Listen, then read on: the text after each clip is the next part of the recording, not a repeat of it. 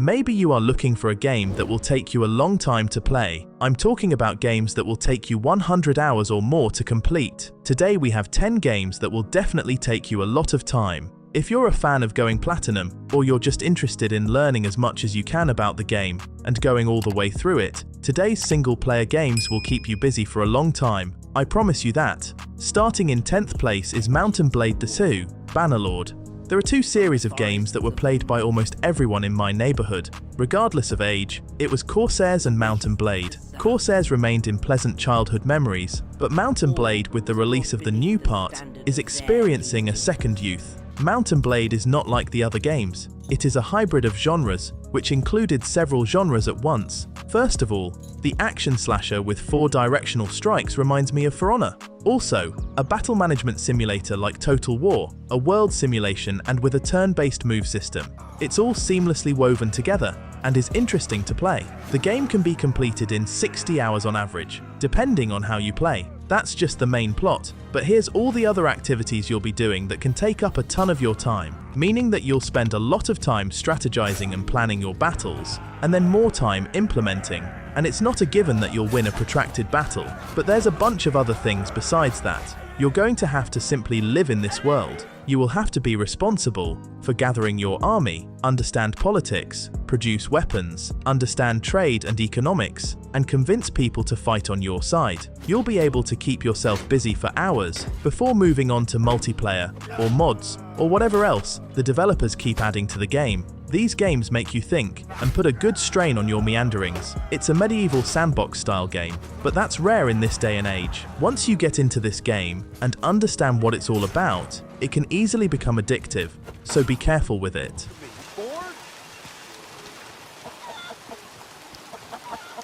The first bonus game on this list is Red Dead Redemption 2. By far the best and most elaborate game, the incredibly huge world of the Wild West is diverse, beautiful, and open to explore. In it you will find gambling, horse breeding, a great number of quests from strangers, shootouts, like in westerns, and movie-cool storyline, piercing on a stingy man's tears, forbidden realism of graphics. Despite the fact that the game is 6 years old, it looks just amazing. I warn you to save a lot of time, at least, because the main storyline is passed for 60 hours. This is on average, without any quests and other side activities. I will not stop repeating that Red Dead Redemption 2 is a masthead, and every self-respecting gamer should definitely play it. Easy, with a bit of yarn and blood of your own. But first, you'll need a contract. In 9th place is Bloodborne. It depends a lot on how good you are at Souls-like games. I mean, if you're a master or a speedrunner, of course you'll get through the game faster. But if you consider the difficulty, plus the DLC, you will spend a lot of time in this game, because the main game is incredibly long and difficult. A full playthrough of the main game is at least 70 hours, and depending on how you play Souls-like. Next you will have the DLC walkthrough, which will take you quite a bit of time. You will especially spend a lot of time going through the underground bowl. There are players who still spend tons of time there, and if the game hooks you, you will spend many hours with this game. Also, according to most fans of Souls-like games, Bloodborne is still considered one of the best in the genre. I understand people who are still dreaming that this game will be released on PC, and optimizations will be fixed, because there are really problems with it. I also hold out hope that From Software Studio will make us happy in 2024 with a PC release, and I will finally be able to play this masterpiece with the most comfortable FPS possible. But otherwise, the styling in the game, the boss designs, the mood, the atmosphere, nothing can compare to Bloodborne.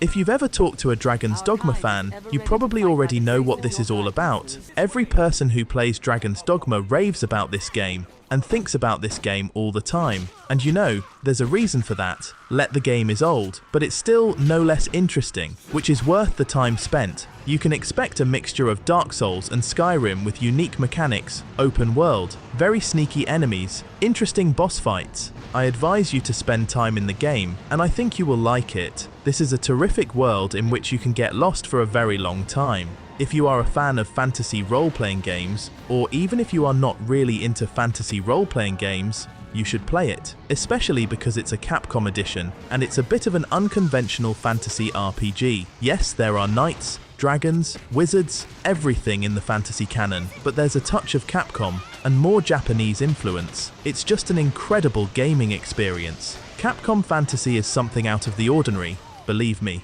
This game found its audience for a reason. We can talk for a long time about what this game is good for, but I want to describe my impression of it in the following words. Do you remember that feeling in your childhood when you wanted to get home from school as soon as possible to play a game? I remembered that feeling years later, and now I was waiting not from school, but from work to launch Kingdom Come, and I didn't even want to do other usual things. I was planning what quests I was going to do, what settlement I was going to go to, or what places in the game world I was going to explore to wander through the beautiful living forests. By the way, this is one of the few games in which I just had a pleasure to walk, and in general to be in this world. This game has the most realistic take on the Middle Ages as far as I'm concerned. How cool they have rendered these medieval towns, villages, culture, battles. Here you transform from a poor peasant to a badass knight, but it takes a while. But if you go through the games 100% and want to check out all the DLC and content, there's a good chance you'll spend over 100 hours on the entire playthrough.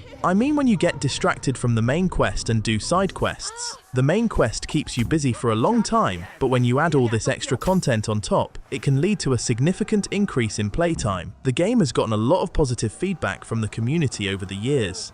Of course we will have The Witcher 3 on this list. After all the ports, re-releases and the like, what else can we say about The Witcher? The Witcher 3 is just a fantastic role-playing game. It is a huge open world in which you want to get lost, really immerse yourself in this world, culture, fantasy, elements based on classic Polish novels. A game that needs no introduction, a true masterpiece that has stood the test of time, which every self-respecting player must play and experience. There are also DLCs that make the game even longer. The Stonehearts add-on, which will probably give you about 10-15 hours of additional play, and of course the massive expansion Blood and Wine, which opens up a whole new area, a whole new world, and it will probably take you about 30 hours more. That's me not talking about the main game, which is so massive that there's a lot of people who never got through the main game. You know, The Witcher 3 is kind of like Skyrim, where you just wander around and forever doing side quest one after another, and then you remember that you completely forgot about the main story. I'm still amazed at the people who let this masterpiece of the decade pass them by. In fifth place comes Divinity, Original Sin, the first and second part. These games are simply great and incredible CRPGs that everyone should try. At the moment, Larian Studios is the most legendary developers of turn-based RPGs. The game has become a classic RPG. You want to play it for a long time, and it will give you just such an opportunity. Cool turn-based battles, dialogues, story, game world, everything is on the level. Sometimes it seems even too high level. There is so much here that you need to dive into this game world with your head. But isn't that why we love the best games? These games have incredible depth, pretty massive interesting worlds, lots of well-written and interesting dialogue and quests. The game just takes into account absolutely everything you do, and every action will ultimately affect the ending, even the seemingly most innocuous decision you make. Of course you can play them with friends, but playing alone, you will spend a huge amount of time in them. These are the games that set a new standard for classic RPGs, thanks to their incredible depth, complexity, and interactivity. Dragon Age. Inquisition is the kind of game that still has its large cult of followers and fans. People have fallen in love with Dragon Age ever since the original first installment was released, but for a lot of people, Inquisition was what really pulled them into that world, for real. I don't know what it was about this particular installment that hooked them the most. Maybe it's the bigger world that you can explore for a very long time, the ability to build your own city, your memorable companions, some characters you directly get into and fall in love with. This game has a lot of cool, exciting quests, branching storylines, and interesting dialogues. All in all, you get a simply unforgettable gaming experience. You can easily spend 100 hours or more. Yes, you can only go on the main quest and it doesn't take that much time, but it's really about immersing yourself in this world, exploring it, and going through all the extra content that the developers have added for you. You have DLC that adds at least a few dozen hours, which means you can spend a lot of time here. I understand people who are just raving about the next Dragon Age release and waiting for it like manna from heaven, because it's very easy to get hooked on this game and fall head over heels in love with it and spend a lot of time in it. It's 2024. and the gaming industry has degenerated to the point of complete, primitivism, with the exception of a few games, of course. At the moment, this game is just a masterpiece for all times against the background of everything else. Fortunately, this game exists, and you should definitely play it, even in spite of its graphics. This is a newly released RPG based on the Dungeons & Dragons board game. It's a love letter from Larian Studios, made with such heart and love that it's destined for success. I wasn't a fan of this kind of game before its release. I won't hide it. I'm not versed in the Dungeons & Dragons universe. I don't like to read much about classes and abilities, and in general, if I'm honest, in general reading in games. Basically, this game epitomizes everything I didn't love, but it's done in such a way that it's definitely one of my favorite games. The developers did an unreal job. They listened to their community, improved the game, and achieved a perfect balance without stuffiness. As far as I'm concerned, they were able to attract people to this game who had no idea they could play games like this. Even after release, they continue to only improve the game, and it's very cool. Even though I've played the game for over 200 hours, it continues to amaze me. To everyone who hasn't played it yet, make sure to put it on your list of games worth playing at least once in your life. The game has so many different endings, and to see all of them, I'm afraid to imagine how much time you'll need.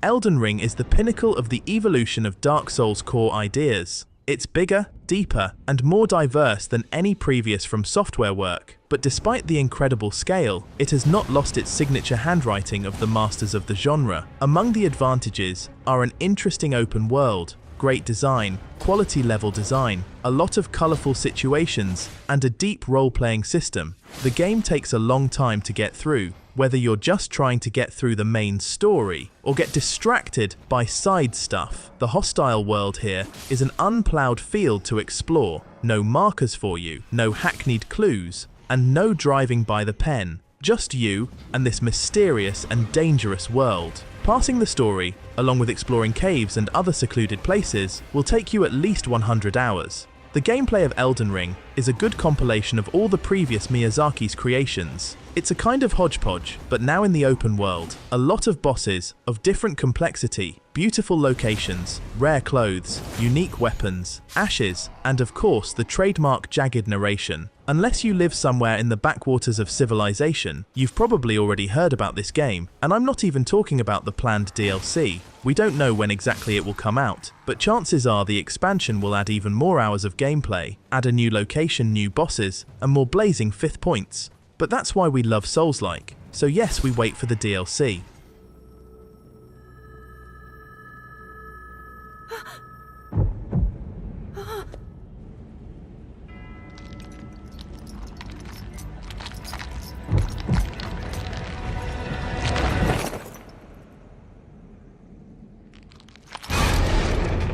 In the first place, we have The Legend of Zelda: Tears of the Kingdom. The game gives players hundreds of hours of gameplay because it has so much content that there is a risk of falling out of real life. The main plot, battle with bosses,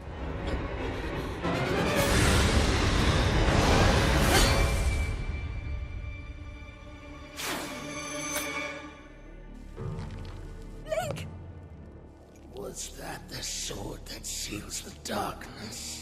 research and craft the most unimaginable mechanisms, so bizarre that the compilation of such creations created by players collects millions of views on YouTube. Boundless open world, hiding a lot of secrets and adventures. And this is only a small part of the available content. In addition, the game provides a lot of unique mechanics, on the basis of which allows you to solve most of the game tasks creatively and very unconventionally. The Legend of Zelda immerses you right from the first minutes, and there is always something to do. It's also a technological masterpiece that somehow managed to fit and work perfectly on Nintendo's not the most powerful handheld console. The game will pull you in for a long time. Even if you are not a fan of such cartoon style, just give the game a chance. The second bonus game we have will be Skyrim, and what can you do without it? Skyrim is a classic, and you should already know that. The legendary RPG came out over 10 years ago, and gamers still spend hundreds and hundreds of hours in it to this day. A great story company, a huge live, Detailed open world and deep lore. Full freedom of action, within reason, of course. The atmosphere is incomparable to anything, flexible heroes pumping, variability of passage, and of course the proverbial soul. Yes, this game definitely has it. That's why it is loved.